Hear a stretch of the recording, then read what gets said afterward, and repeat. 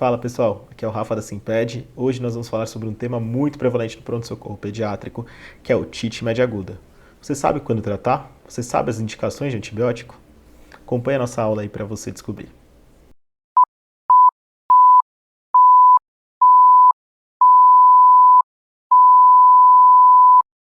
Bom, vamos começar a nossa aula. A otite média aguda é a indicação mais comum de antibiótico na infância. Estima-se que 70% das crianças terá pelo menos um episódio até os 2 anos de idade. O pico de incidência da doença é entre 6 meses e 1 ano. E onde que vem a otite, né? Como que ela começa? Tudo começa com um resfriado, infecção de via aérea superior. Acaba ocasionando o quê? Um acúmulo de secreção na via aérea superior, inclusive em ouvido médio. Esse acúmulo de secreção e uma disfunção tubária pela própria infecção acaba tornando um meio propício para a proliferação bacteriana, instalando o processo infeccioso e causando a otite média aguda, que vai dar otalgia, vai dar febre, possivelmente, né? A gente sabe que nem sempre dá os dois sintomas. Por que criança tem mais otite do que adulto? Esse slide exemplifica bem. Pelas características anatômicas, a gente vê, né?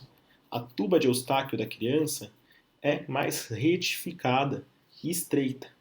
A do adulto mais inclinada, um pouco maior o diâmetro, o que permite uma melhor drenagem. Então a da criança acaba favorecendo um maior acúmulo de secreção. Bom, como que a gente faz o diagnóstico de otite média aguda? A gente vai usar a definição da Academia Americana de Pediatria. A gente tem que ter pela otoscopia, né? Aqui nosso otoscópio bonito na foto mostrando. Pela otoscopia a gente tem que ter os sinais dessas duas coisas. Tem que ter sinal de efusão e sinal de inflamação de ouvido médio. Sinais de efusão. O que pode ser? Nível líquido, otorreia, opacidade ou motilidade reduzida se você utilizar um otoscópio pneumático. Não é muito da nossa prática clínica utilizar um otoscópio pneumático, mas se você se deparar algum dia, saiba que ele é bem interessante para você diagnosticar otite média aguda.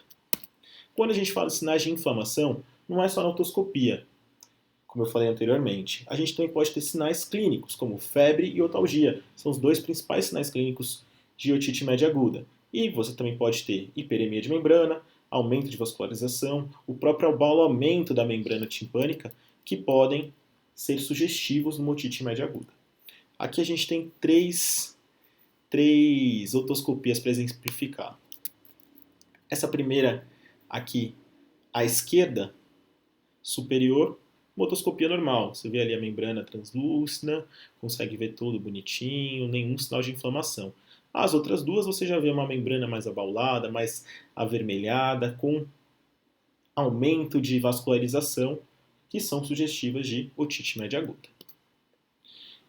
Já tinha falado para vocês os dois principais sinais e sintomas de otite média aguda, otalgia e febre. Mas a gente sabe que tem alguns sinais mais inespecíficos, principalmente nas crianças menores, que podem ser sugestivos de otite, como a própria irritabilidade, anorexia, vômitos, hipacusia e a supuração. Supuração interessante que a criança está com muita dor, muita dor, muita dor, tem a supuração, ela tem um alívio da dor e você vê saída de secreção. Bom, a gente falou um pouquinho do diagnóstico, falou das características da criança que favorecem a otite média. Agora vamos falar quais são os agentes mais comuns. Bom, disparado, vírus. Vírus, em primeiro lugar. Própria infecção viral, próprio resfriado, que causa a infecção da via aérea superior, pode causar a otite. Pode dar uma disfunção tubária, pode dar otalgia, pode dar febre e pode ser a causa da otite. Mas quando a gente está falando de agentes bacterianos, a gente tem três principais. O principal deles, em primeiro lugar, pneumococo. A gente sabe que o pneumococo é um principal agente bacteriano de otite. Tanto que, a partir da política nacional de instalação de vacinação do pneumococo, reduziu muito o caso de otite e até de meningite associadas a essa otite, certo? Pelo pneumococo. Os outros dois, que são bem comuns, o hemófilos influenza, aqui a gente está falando do hemófilos não tipável, tá? Não é o da vacina, não é o hemófilos B, e a Moraxella catarrhalis. Beleza. Falei, né, para vocês que vírus é o mais comum, a gente sabe que a infecção por essas bactérias pode ser autolimitada, e fica sempre essa dúvida. Eu preciso sempre tratar a otite? Quando que eu tenho que tratar obrigatoriamente? Vou falar algumas regrinhas para vocês para nunca mais esquecer, ficar na sua mente e facilitar na sua prática clínica. Então, vamos lá, vamos construir esse raciocínio juntos. Primeira coisa, a gente vai separar as crianças em 3 faixas etárias diferentes: menores que 6 meses, entre 6 meses e 2 anos e maiores que 2 anos. Para cada uma dessas faixas etárias, a gente vai criar uma frase. Uma frase para você relacionar o otite e nunca mais esquecer. Quando eu vou falar de menores que 6 meses, eu vou falar sempre. Sempre vou dar antibiótico para essas crianças. Entre 6 meses e 2 anos, quase sempre. Quase sempre eu vou dar antibiótico para essas crianças. E acima de 2 anos, eu posso não dar. Beleza? Esse vai ser um mantra que vocês vão aprender para nunca mais esquecer como prescrever antibiótico na otite. Além disso, é importante a gente saber os sinais de alarme ou sinais de gravidade, que são febre acima de 39, né, maior ou igual a 39, otalgia intensa que não melhora com analgesia, toxemia, criança está toxemiada, esquece, né? Sala de emergência, monitorização, que a gente vai falar muito aí no decorrer da Simped. E se você começou um tratamento ambulatorial, passou 48, 72 horas, a criança está mantendo dor, a gente também vai considerar como sinal de gravidade, beleza? Além disso, a otorreia. Se está com otorreia, está saindo pus do ouvido, esquece. Sinal de gravidade, todos esses daí que a gente falou, a gente obrigatoriamente vai tratar. Então, se tem sinal de alarme, sempre tratar, beleza? Vamos agora colocar numa tabelinha para ficar bem fácil? Então vamos lá. Primeira coisa, as 3 faixas etárias. Menores que 6 meses, entre 6 meses e 2 anos e acima dos 2 anos. Vamos colocar as frases. Menor que 6 meses, sempre. Entre 6 meses e 2 anos, quase sempre. Acima dos 2 anos, posso não dar. Aqui em cima, na tabela, eu coloquei situações clínicas. A criança pode ter sinais de alarme, ela pode ter otorreia, ela pode ter sintomas leves bilaterais ou sintomas leves unilateral. Então vamos lá. Eu já falei que menor que 6 meses, sempre vou dar antibiótico. Então a gente já tem uma linha da nossa tabela preenchida. Antibiótico para todas as crianças menores que 6 meses. Se ela tem sinal de alarme ou otorreia, também sempre vamos dar antibiótico. Então a gente já tem essas 2 colunas preenchidas. Então já temos a primeira linha e as 2 primeiras colunas. Então, criança menor que 6 meses, sempre antibiótico. Sinais de alarme, sempre antibiótico. Otorreia, sempre antibiótico. Nesse quadrante aqui inferior que vai diferir um pouquinho.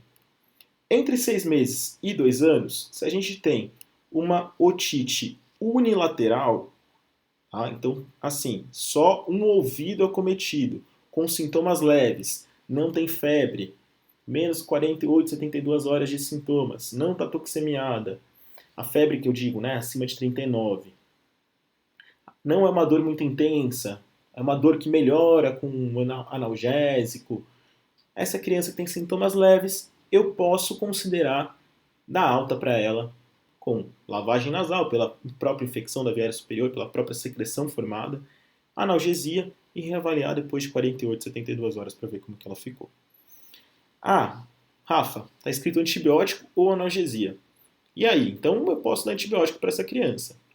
Se você não vai conseguir acompanhar, a criança não tem acesso a recurso de saúde, você não tem certeza como que vai ser o cuidado dessa criança, você pode considerar dar antibiótico. Mas não é o melhor para ela. A gente sabe que ela vai estar exposta na infância, principalmente a criança menor, até 5 anos de idade, a várias infecções de repetição. Então, quanto menos antibiótico a gente dá, menos resistência antimicrobiana ela vai ter. Então, a gente pode fazer um uso racional do antibiótico. Essa é a ideia. Beleza? Na criança maior que 2 anos, a gente é mais permissivo ainda. Se ela tem sintomas leves, mesmo que seja bilateral, eu não preciso do antibiótico. Beleza? Fechou agora a nossa tabelinha, deixei ela bonitinha aí, pode dar aquele print para você salvar e nunca mais esquecer.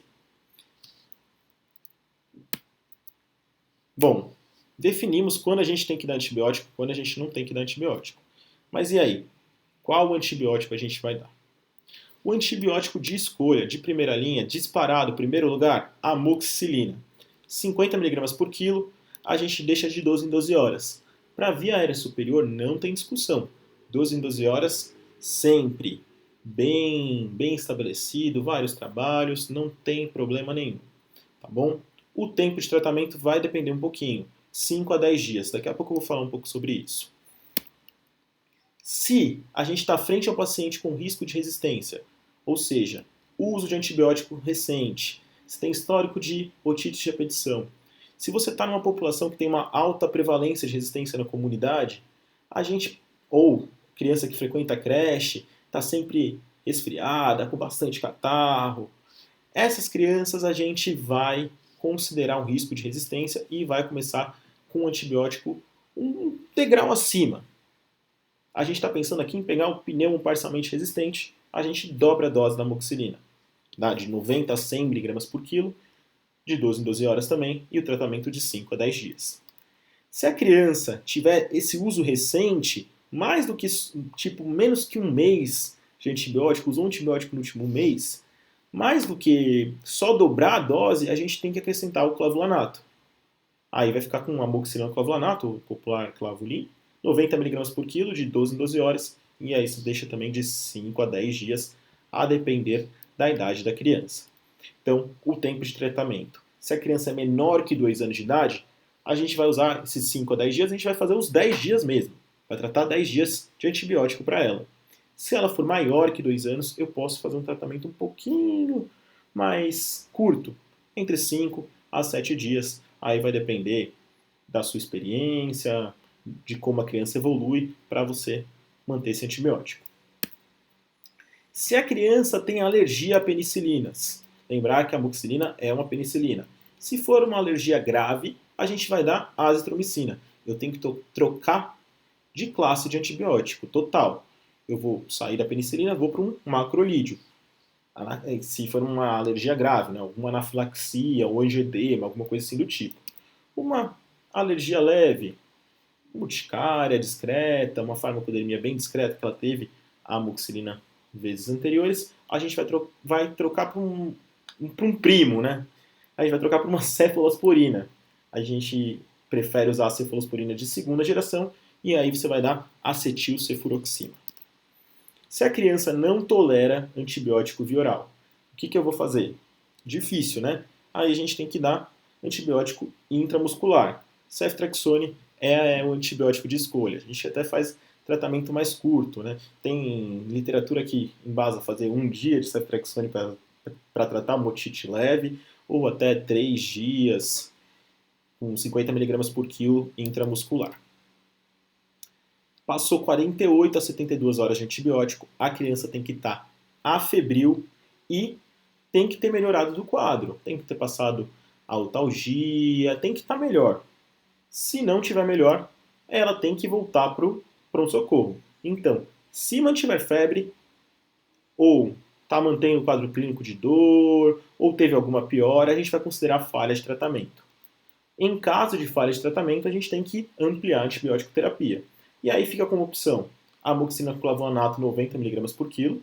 Se você não começou com a amoxicilina clavulanato lá no início, né, você considerou o fator de resistência, aqui você pode aumentar. Ou o ceftriaxone 50 mg por quilo, e aí a gente trata por 3 dias. Beleza? Bom, essa foi a nossa aula. Espero que tenham gostado.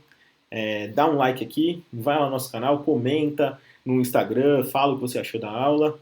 E é isso aí. Valeu, galera.